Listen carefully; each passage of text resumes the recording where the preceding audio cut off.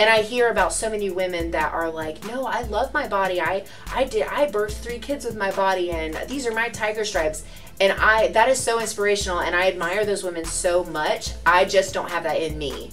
So that's been one of the biggest things. Yeah, I don't have it in me yet. Yeah.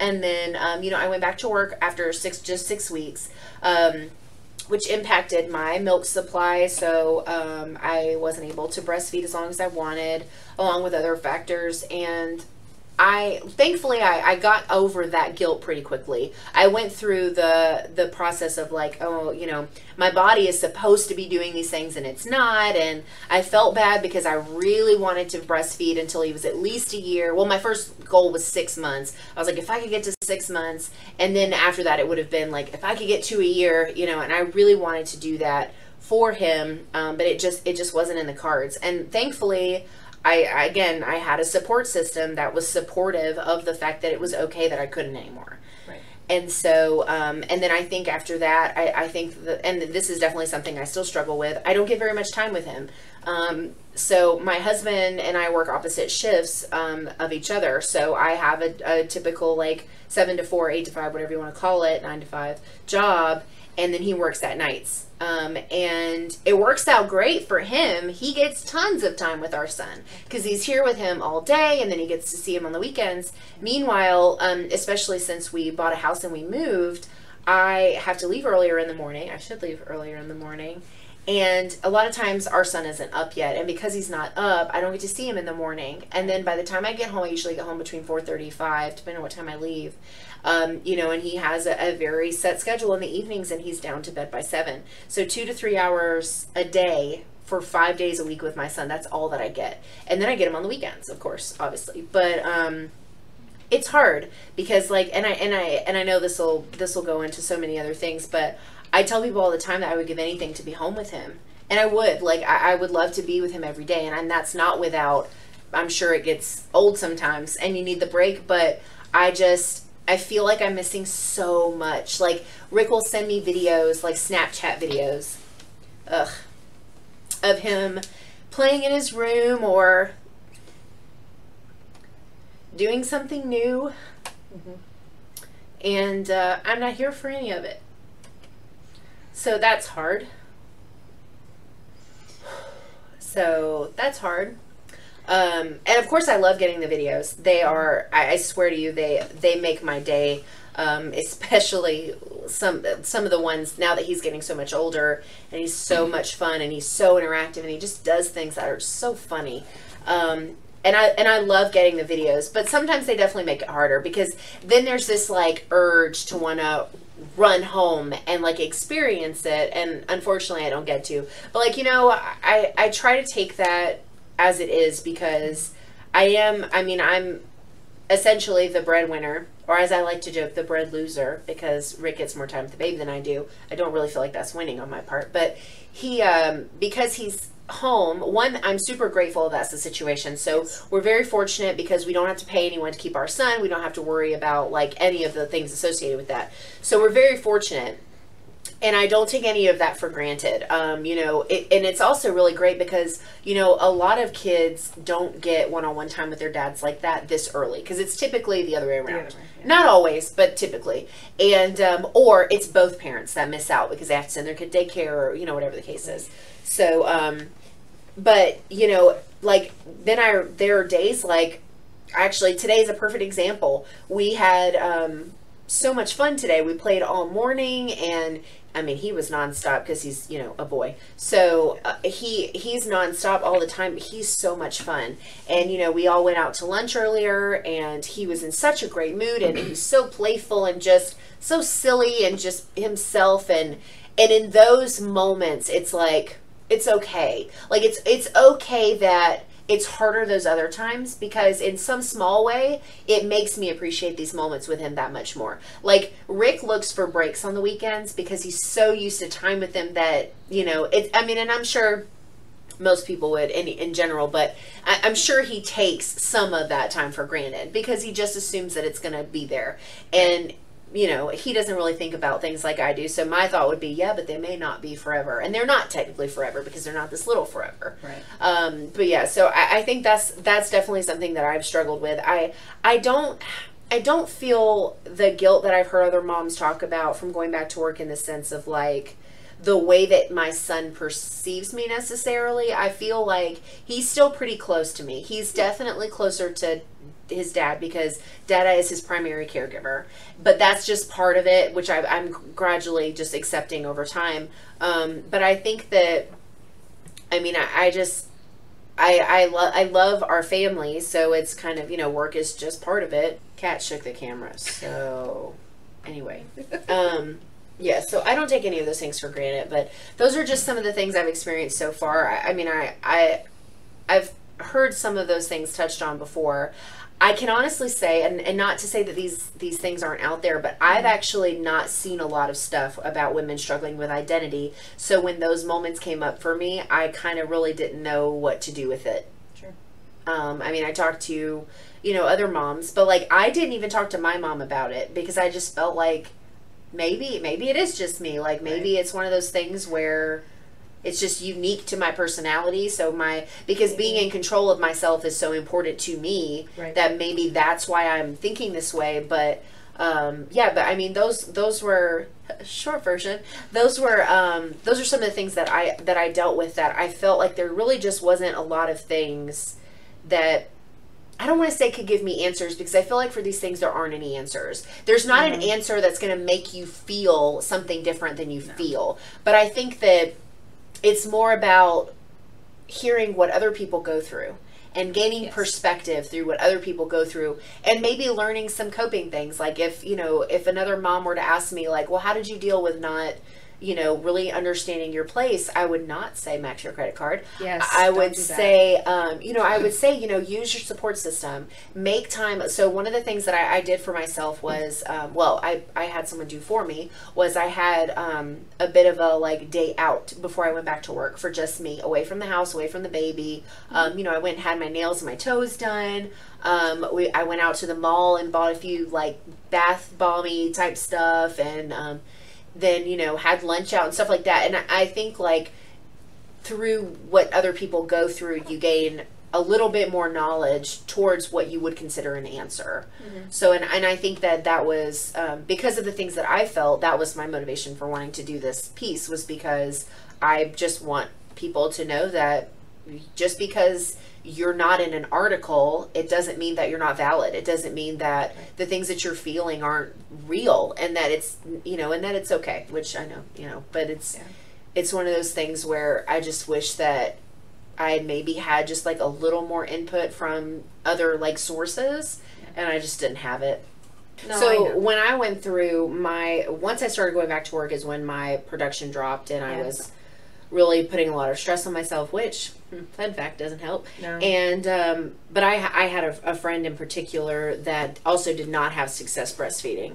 But so thankfully she was not my only go-to for this type of thing, or I would have given up long before my milk stopped coming in. But you know, every time I would talk to her about a drop in production or how I was really disappointed that I wasn't meeting, because even when I first went back, I wasn't pumping as much as he was eating. So, but my thought was just keep going, just keep going, get used to this new routine. Your body will adjust to what he's taking in. And I fed when I was home and, you know, and throughout the night at the time, because he was still really young and, you know, in the morning. And I'm like, okay, so I'm doing everything I can think of. And every time that I talked to her, it was, well, you should just give up. It's not worth the stress. Just give up. Just give up. I can't even tell you how many times I heard that. And I don't think I would be that for anybody anyway, but having experienced what that felt like to me, I just could never. I could never tell someone to just give up trying to breastfeed their child when they really wanted to. I respect mothers who don't want to do it. I think that is everyone's prerogative. I won't go down that rabbit hole, but I think fed is best. That's the short version of that rant. But I remember like how pissed off and upset I was that another mother could just tell me to just give up like that without even trying. And one of my friends from work, Queen, she actually was a huge support for me. At the time she was pregnant, and but she was giving me samples of cookies and sending me recipes, and I mean, she was sending me daily texts, girl, we're gonna get it. Like, she's not going through it with me, but she is, like, it, and if it hadn't been for the people that I had in my life, you and Dawn and Queen, and that's primarily it. And I think Rick was as supportive as he can be as a man. I think it's hard for him to understand exactly what I was feeling, but he was absolutely supportive. Is there anything I can do? Because what can you do really except just listen and try to be positive for me. But I think it was hearing someone just completely tell me to give up. Like, I could never say anything like that to a mom. Like, I just couldn't.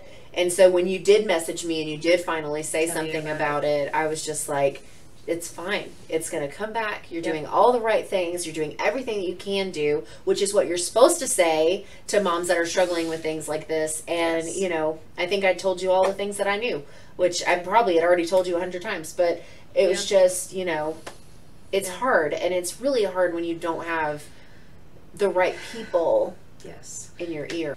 We made sure when we were talking about planning everything, it was, one of both of us really was like, we got to make sure that, we're getting all kinds of perspectives here. And I think we've accomplished that. We have moms from different walks of life, different ages. Some are stay at home, some are work, some are single moms. Some are sort of single moms. Some have, a very diverse background with their families, and the goal is to just gain as much perspective, as we can.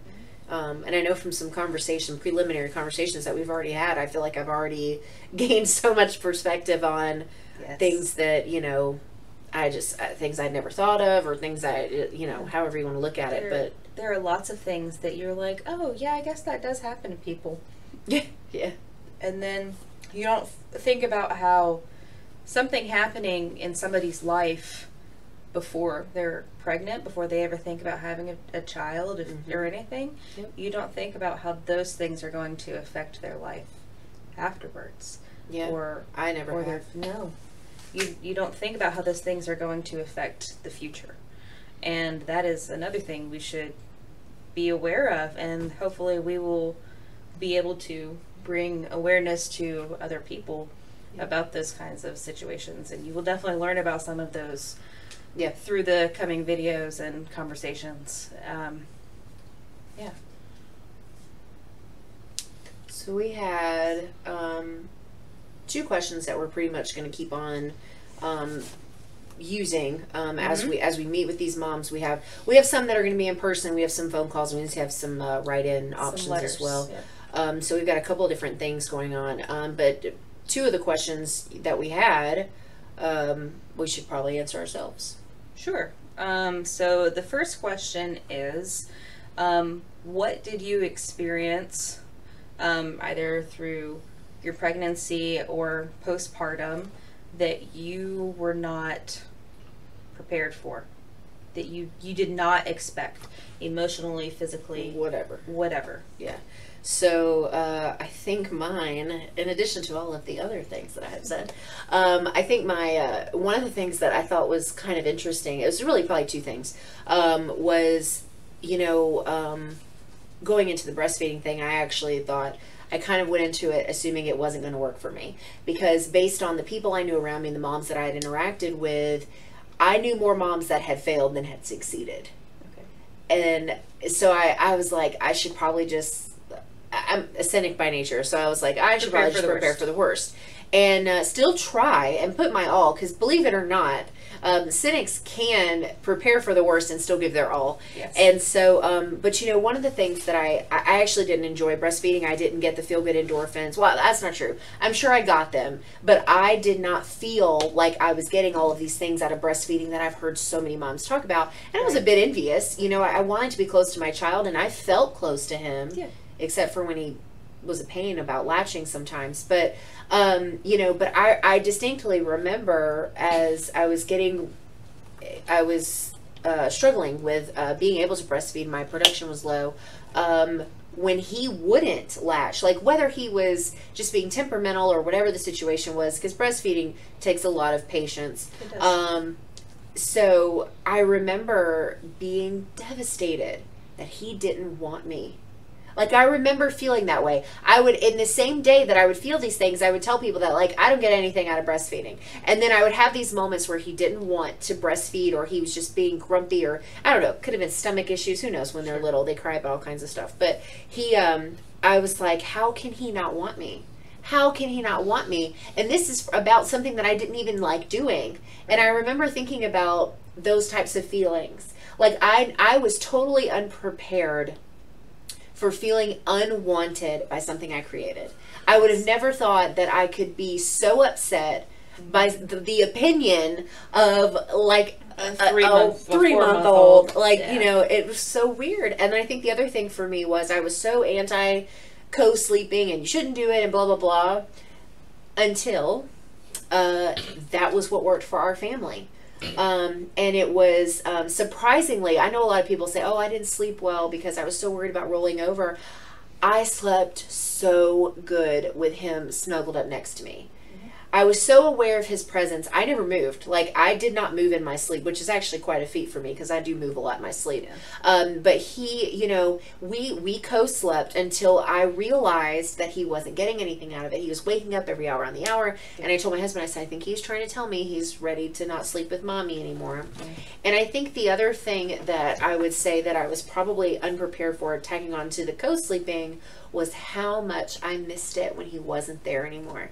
Because by the time that we stopped, I was going back to work and I was struggling with, milk production, and I wanted to be home with the baby. I didn't want to be with these people that I only like sometimes at work, and I was dealing with all these things. And then that little bit of closeness, I told Rick when I first went back to work, because we were going to start putting him in his top of his pack and play for sleeping at night. And I told him, I said, I'm not ready. I'm not ready to not have that time with him, because I had just gone back and I was kind of struggling with it. So those were the two things that I was probably the most unprepared for. Feeling completely unwanted by something that only exists because I helped, and then the missing the closeness of something that I originally said I would never even do. Yeah. And then getting so much out of it that when it was gone, I was really upset. Yeah. So our last question is, if there was one piece of advice that you could have received, that if somebody would have told you this one thing while you were pregnant, or when you had the baby, what would it be?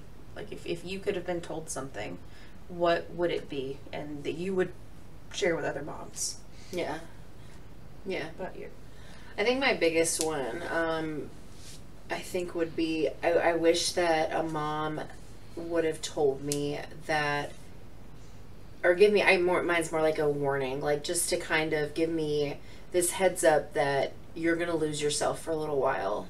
Because I feel like even if moms, haven't experienced exactly what I talked about earlier with identity, I feel like there's this natural transition from being you to being a mom, no matter what your circumstance or emotions are after the fact.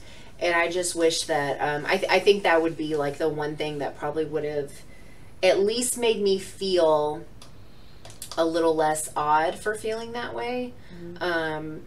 But I think that's my one thing, is I wish someone had said, you're going to lose yourself. You're not going to know where you fit. You're not going to know what you're going to feel and what role from day to day, and that it's all going to change, but that eventually it balances out. Eventually you find a balance of being a human, being a mom, being a friend, being a partner, a wife, a coworker, whatever you are, whatever you were, you do come back to that at some point. And I think I didn't struggle with it maybe as long as some other people did, but I do know that when I did, it was weird. It's really weird not knowing who you are. Yeah.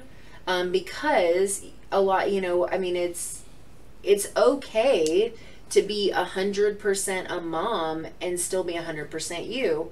And I think that that's like one thing that, you know, if a new mom told me, you know, came up and said, hey, you know, we're having a baby, like, got any advice? Or I don't know, whatever people say in those conversations. That's what I would say is, you know, if you find yourself in a position where you're not understanding your new place and you don't know where that is, one, you absolutely should communicate that with your partner, husband, whoever, and let them know that, like, this is how I'm feeling. Because I will tell you that I think one of the other things that did make a difference in how I coped with those feelings was I was open about feeling that way. You know, and we had conversations, because again, this isn't one of those things that just has an easy answer, but it's like, we talked about it. You know, I feel weird, I don't feel, you know, and I think all of those things are fine. It's fine to feel all of those things. Yeah. I just didn't know that I was going to feel them. So I think that would be like my one little warning is, you know, you're going to lose yourself. It's going to be weird, but you come back to it. And then you find that not only do you come back to the person you are or you were, but you come back to a person you want to be with so much more than you had before. Absolutely. Because being a mom is so much more than we are without it. Like, it just is. Like, yeah. I've never felt such purpose in my life. Like, I just haven't. And for those of us who want kids, like, that's it. You know, this is what we want.